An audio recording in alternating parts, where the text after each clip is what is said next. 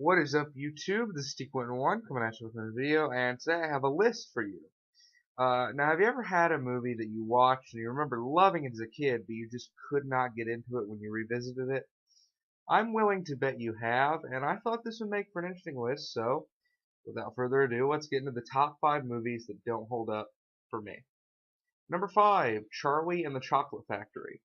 When I was a kid, I actually liked this better than the original film, but as I get older, I find myself liking the Gene Wilder version more and more, and this one less and less. I think the biggest problem here is the tone, or lack thereof. It just can't seem to decide what kind of movie it wants to be. Is it an adaptation of the book, a remake of the old film, a charming family movie, a weird art house flick? What is it? There's no consistency. On top of that, upon revisitation, this thing is phenomenally awkward.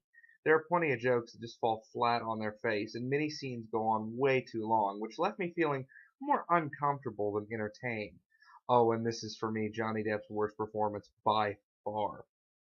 Number 4 is a tie between The Seventh Voyage of Sinbad and Sinbad and the Eye of the Tiger.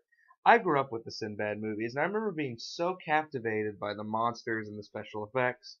Now, The Golden Voyage of Sinbad, the middle chapter of the trilogy, is still pretty cherry, all things considered, though certainly nothing great. But when I went back and watched The Seventh Voyage, it's just a snooze fest, and Eye of the Tiger is straight up laughable. The monsters do look cool, but that really is all these films have to offer. Sinbad, for instance, is just such a bland character.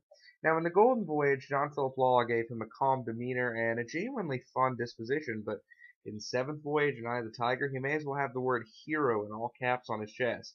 He has no depth. On top of that, the stories just aren't interesting. I can't get behind Sinbad's quest because I just didn't care. There's such a sense of detachment with these movies. So yeah, Seventh Voyage of Sinbad and Sinbad the Eye of the Tiger just really haven't aged well. Number 3, the Pirates of the Caribbean sequels, or at least the second and third films. I still love Curse of the Black Pearl as a good old-fashioned adventure movie, but it got its head stuck way too far up its own ass when it came to sequels.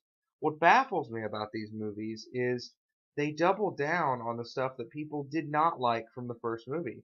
The first movie worked because of the relatively light tone and the swashbuckling action, not the story.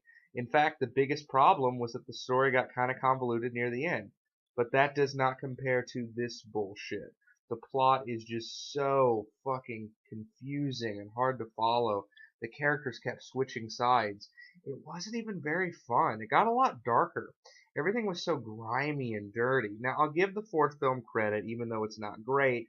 It did try to have fun, but by then I think it was largely too late. I hope that the fifth movie, it being the final film, at least judging by the trailers, will be better, but, I just don't know. Number 2, The Neverending Story 2, The Next Chapter.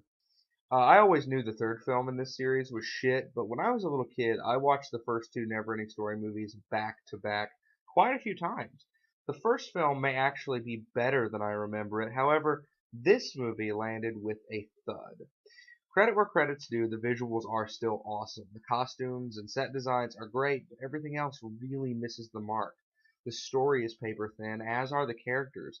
The directing is flat. It's a different director, and this guy lacks any of Wolfgang Petersen's unique flair. I also thought the relationship between Bastian and his father did not work. I didn't buy that they were father and son, not for a second.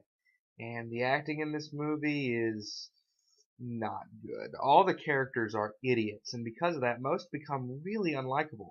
It also lacks all the subtlety and atmosphere that made the first movie one of the best family movies ever made.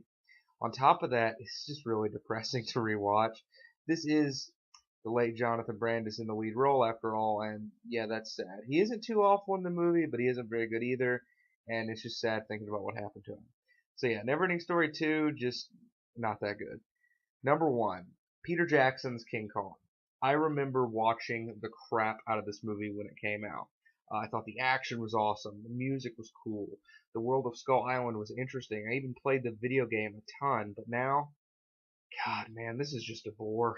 The first act is so bloated. Now, focusing on character is fine, but only if the characters are interesting, and they're not.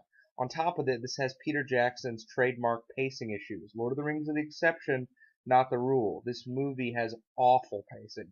It slows to a crawl and a lot of times, and then it just goes fucking ballistic with all these insane action scenes, which Yeah, the action scenes are still pretty good, but that can't be all a movie has. There has to be something more than that. And the characters just didn't work for me. I thought Adrian Brody was a real stick in the mud as the lead, and while Naomi Watts was alright, I guess she didn't hold a candle to Fay Wray. On top of that, Jack Black seemed really miscast in this film, and I normally like him as an actor, but he just felt so out of place. King Kong is a pretty lousy remake, in my opinion, and the first real sign Peter Jackson was going downhill. Doesn't hold a candle to his next piece of shit, The Lovely Bones, but it was really a clue. So, that was my list. Hope you enjoyed it. If you have any movies that you don't think held up, or if you disagree with me, that's cool. Comment below, let me know. This is T.1 signing out.